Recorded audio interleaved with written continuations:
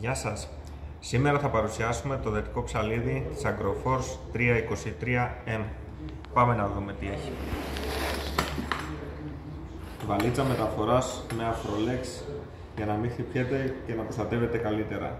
Εχειρίδιο χρήσης συμπεριλαμβάνεται μαζί. Εξαρτήματα για να μπορέσετε να καθαρίσετε το εργαλείο για τη συντήρησή του. Οι δύο μπαταρίες 16,8V 2,6A.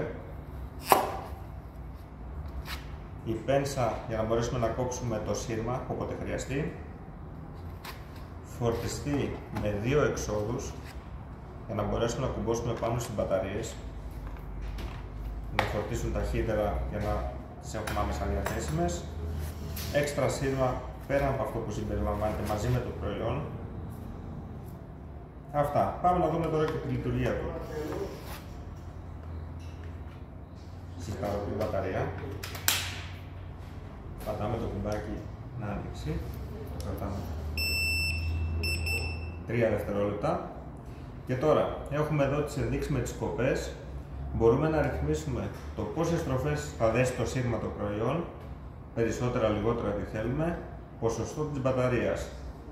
Και εδώ πίσω η ταινία, την οποία φυσικά μπορούμε να την αλλάξουμε. Πάμε να δούμε και την εφαρμογή του. Έχουμε πάρει εδώ ένα κλαδάκι για να το δοκιμάσουμε. Πιέζουμε σκανδάλι, το δένει, τραβάμε και είναι έτοιμο. Πρακτικό, πολύ βολικό και ελαφρύ στη χρήση του.